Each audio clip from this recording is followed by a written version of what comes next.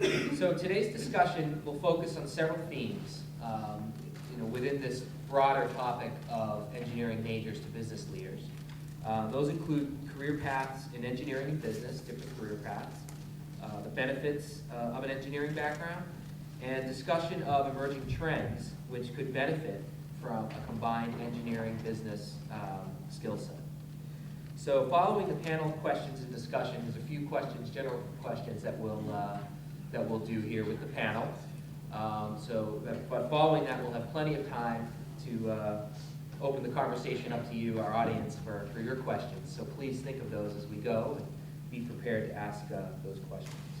So to just sort of kick things off, one thing a little challenge I'll issue to our panelists.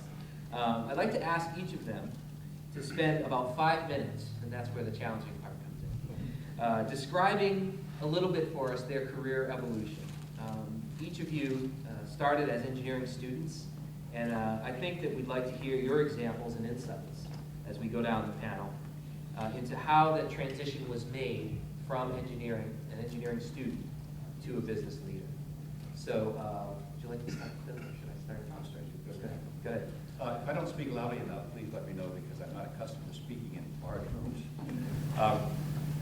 I graduated, I was a chemical engineer and went to work for what is now Exxon Research and Engineering Company. And I thought I would be very happy to be an engineer. And to sum up my career is that after a few years I realized I was successful at the beginning, but I discovered that I didn't really want to be an engineer. I didn't have the temperament for doing engineering type work. I didn't have the attention to detail. And with that I knew that I would never be able to compete with the people that were part of my year of being hired. Being a large company, it was possible for me to move on to other things, which actually got to be economics and finance, and actually then moved me into helping form within that company a chemical company, splitting it out from the oil business. And in doing that, I got exposed to strategic planning, which in that time was very new. You have to go back to the 60s. And the total written word on strategic planning was probably less than an inch in papers that had been written, so it was a whole new thing. And the company, the parent company for whom I worked, had never done it. Everything was always done by extrapolation. More people in the world, they're going to consume more oil. You can add the numbers up, and that's how much you run the refineries. It's simple. When you're going to a business you know nothing about, you need to think strategically. I did that. I was successful at reorganizing that company and moving it in the right direction, and that earned me the right to start running some businesses. And actually what I was given were businesses that were in trouble. I started with small businesses that were probably under $25 million a year, and then got to businesses that were like $500 million a year. Each of the cases was a turnaround. As I did that, I started to realize that I was successful, but I was being successful because I was working outside the box. I made a comment earlier this morning that I didn't even know where the box was in some cases. So that those behaviors were not behaviors well tolerated within a company such as Exxon. I think companies cover a spectrum from those that are so large and make such major decisions that that the cost of a mistake is too large for the company to bear. They are geared not to make mistakes.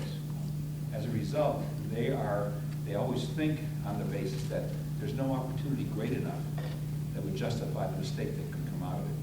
And you have to realize you're dealing in billions of dollars when you're talking about these things.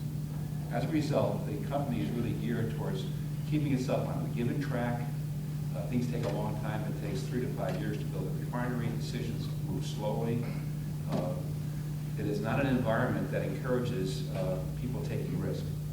And as I was doing business turnarounds, I got exposed more and more to risk. I enjoyed it more, and came to realize that I no longer fit the culture of that company. And so I started my planned withdrawal, locating the lifeboats and the like, and that led me actually to an operation that was being set up, which had to deal with venture capital. And I went into that operation, and it was geared at venture capital aimed at alternative energies.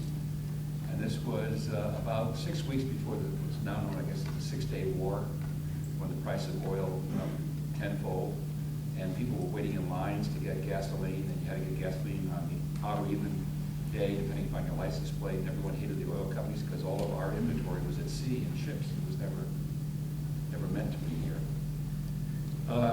And so very quickly, I grew that business into things which had to deal with solar energy, photovoltaics, electric vehicles, hybrids, et cetera, et cetera, et cetera. Ended up, I think, running, had investments, I think, in 9 ventures with other partners, and then we ended up with 16 companies of our own that we organized.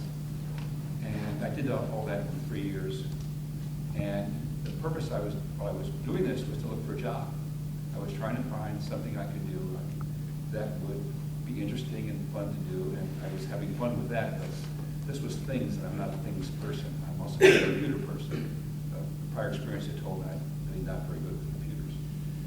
And I met someone socially, and he had just bought a small business that was in time management. This old concept that goes back into the late 1800s, where the secretary types a page in 4 minutes, and you expect 15 pages an hour. And you go through and you watch everybody with stopwatch, what they're doing, and that's how you make money. He bought a small business. It was doing $1 million. It was failing, and I was his partner. I was the 22nd employee, counting all the secretaries and everything. I was working in his wet basement. We transformed that company into one that was aimed at implementation of strategies, which is what I had been doing in terms of turning around businesses and the like. And we grew at a rate of about 35% a year continuously for about 17, 18 years. And if you do the math, that says that the company doubles every second year. So people are into business, so that we started with the 22. When I left, we had 2,400 people operating in 25 countries. The issue is when you're hiring at that rate, you're actually hiring a staff equal to 50% of your existing staff every year. So at the end, you're hiring 1,000 people a year. And that meant that you had to train them in your methodologies, you had to get them geared so they could go out and be productive. And when your average experience level within those teams was just a little bit more than 1 year. And we're doing this, our clients were exclusively the Fortune 100, the Financial Times 50, the CAC Gallup, and going around the world working internationally, and trying to impart all that knowledge. So we became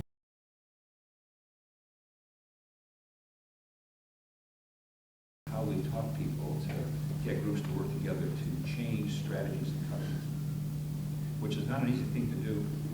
Okay. Because when you're running a large company, such as an Exxon and the like, there are many subtle devices that are used to keep the company on its chosen track. The CEO can't worry about 100,000 people in the company. He really has to think about what's out there that reinforces the right behaviors that keeps it going where I want to go.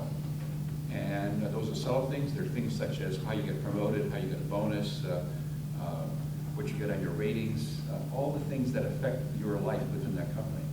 However, when the time comes to change the strategy, and you realize that you're not going in the right direction, or you want to change your market position or to improve your profitability, then you want to do something different. And when the CEO gets up and said, we're taking a new direction, it's a new message into old ears.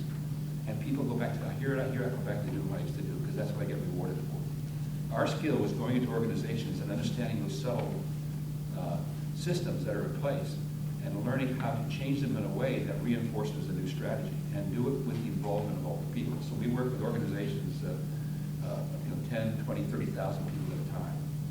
And they were jobs such as converting Boeing from an aerospace company into making commercial airliners, making quality job number 1 at Ford. We built Rolls-Royce. I mean, it's like we did this around the world, and we were good at it, and it was a lot of fun. And then looking for an information technology business to supplement what we do, we found we couldn't buy one, but we ended up getting bought by an IT business, which we desperately needed. Every dollar of strategic planning yields $10 of implementation work, and yields $100 of information technology. So the real payoff is in that area. So we ended up, we were doing about $650 million when I left, and our parent company was doing about $5 to $6 billion.